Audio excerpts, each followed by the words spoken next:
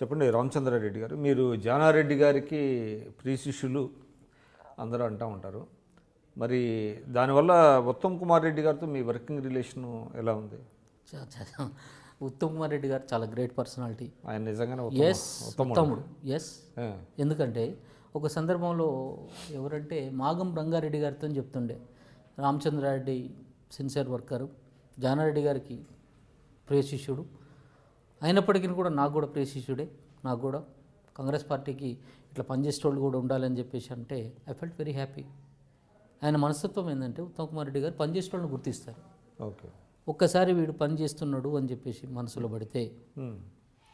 పడితే ఆ చేస్తున్నటువంటి పని గురించి. కానీ ఆయనకి ఎవరైనా బ్రేకులు వేస్తున్నారా? ఆయన ముందుకు వెళ్ళకుండా కొన్ని ఇబ్బందులు క్రియేట్ చేస్తున్నారు with in the Congress party. సరే, ఒకటండి, ఇప్పుడు పార్టీ అధ్యక్షులుగా బ్రేకులు వేస్తున్నట్టు రకరకాల మనస్తత్వాలు ఎప్పుడైనా వచ్చినప్పుడు వాటన్నిటిని కూడా అధిగమించడానికి ఒక ఏదైనా కానివ్వండి సమయస్ఫూర్తితో ముందుకు పోవాలి. ఎందుకనంటే నష్టమైన కష్టమైన ఒడిదుడుకులు వచ్చినా కానీ అల్టిమేట్గా రిజల్ట్ అనేది పరిశీలించాల్సింది అధ్యక్షుడే.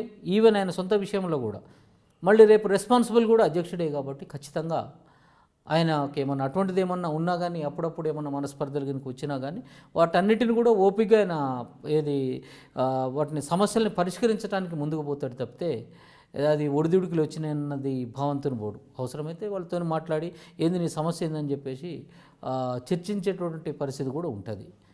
ఇందాకది మనం కంటిన్యూ. కానీ ఒకటి అడుగుతండి ఈ సందర్భంగా, ఇటీవల మీరు కాంగ్రెస్ పార్టీలో అంటే ఉత్తమ్ కుమార్ రెడ్డి గారు చెప్పారు, మేము అధికారంలోకి వస్తే ఒకేసారి రైతులకి 2 లక్షల రూపాయల రుణమాఫీ చేస్తామని అంటున్నారు. అంటే 2 లక్షల రూపాయలు రుణమాఫీ చేయడానికి బడ్జెట్ సరిపోతుందా? రాష్ట్ర బడ్జెట్ ఒకటండి, రాష్ట్ర బడ్జెట్ సరిపోతుందని ఆలోచించడం కాదు, ఉన్న బడ్జెట్ని అలొకేట్ చేసినటువంటి బడ్జెట్లో బడ్జెట్ పెంచుకోవటము ఒక ఆస్పెక్ట్ అయితే, ఈ బడ్జెట్లో ప్రయారిటీ బేసిస్న దేనికి ఇంపార్టెన్స్ ఇవ్వాలి అని చెప్పేసి మనము అలొకేట్ చేయటం కూడా చాలా ఇంపార్టెంట్. ఇప్పుడు ఈ ప్రభుత్వంలో అవసరం ఉన్నా లేకున్నా కానీ ఇప్పుడు నవాబుల పాలనలో ఎవరైనా మంచిగా పాడబడినానంటే మెడల్ది తీసి ఇసిరేసే పరిస్థితి ఉంటుంది. ఈ విధంగా ఏదో ఆయన మంచి మూడ్లు ఉన్నప్పుడు పోయేదాన్ని అడిగితే 100 రూపాయలు అడిగితే 200 ఇస్తున్నానని చెప్పి ఇస్తూ ఫైనాన్షియల్ డిసిప్లిన్ని నేను మర్చిపోయినటువంటి ఒక ఆత్మవిమర్శ చేసుకోకుండా నేను 100 అడిగితే 200 ఇచ్చిందని చెప్పేసి చెప్పుకున్న సందర్భాలు చాలా ఉన్నాయి. చాలా సందర్భాలు ఆ విధంగా చేసుకోవాలని అంటే చాలా సందర్భాలు ఉన్నాయి. అంటే ఇది ఇప్పుడు ఈ సందర్భం కాదు కాబట్టి నేను అవన్నీ లిస్ట్ అవుట్ చేయలేకపోతున్నాను, కానీ చాలా ఉన్నాయి. అదేవిధంగా కాంగ్రెస్ పార్టీ ఏంది ఉన్న బడ్జెట్ ఇది. ఈ బడ్జెట్లలో రైతులకి మనం ఇచ్చినటువంటి ప్రామిస్తోని అంటే ఇంతకు ముందు లెక్క ఏది విడతల వారీగా కాదు, విడుదల వారీగా కాకుండానే రైతులకి ఏ సందర్భంలో ఇచ్చినట్లయితే బ్యాంకు వాళ్ళ యొక్క అప్పుల నుండి బయటపడతారని ఆలోచన చేసి ఖచ్చితంగా ప్రయారిటీ బేసిస్న అలొకేట్ చేయడం జరుగుతుంది. అదేవిధంగా ఇందాక చెప్పేదంటే కంటిన్యూటీ, ఇంకా ఏదైనా కానీ ఒక పని తలపెట్టిండ్రు అని అంటే భేషజాలకు పోకుండా ఉత్తమ్ కుమార్ రెడ్డి గారు అవసరమైతే ఆ ఫైల్ని సంకల పెట్టుకొని పోయి ఆ పని చేయించుకొచ్చేటువంటి పరిస్థితి ఉన్నది. ఇవాళ హుజూర్నగర్ కాన్స్టిట్యున్సీకి ఇవ్వండి, నాకు బాగా వ్యక్తిగతంగా బాగా పరిచయం ఉంది, నా బంధువర్గం అంతా కూడా అక్కడ ఉన్నది, నాకు అనుబంధం ఉన్నది కాబట్టి నేను చెప్తున్నాను. ఎక్కడ చూసినా కానీ ఇమ్మెన్స్ డెవలప్మెంట్, బ్రహ్మాండమైనటువంటి డెవలప్మెంట్ ఉన్నది.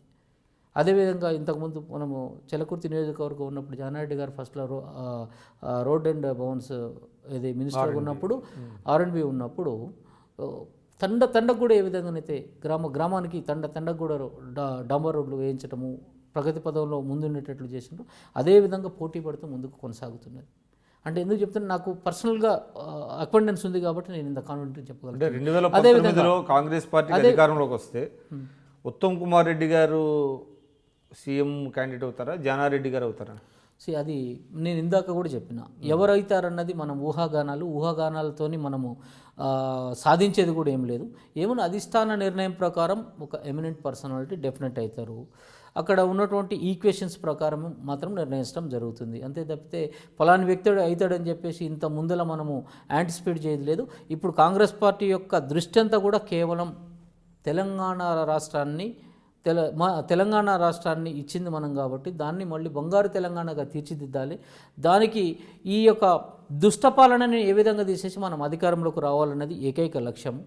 దాని తర్వాత ఎవరు ముఖ్యమంత్రి అనేది ఎవరు ముఖ్యమంత్రి అయినా కాంగ్రెస్ ముఖ్యమంత్రి, అది ఎవరు అనేది తర్వాత అధిష్టానం నిర్ణయించడం జరుగుతుంది.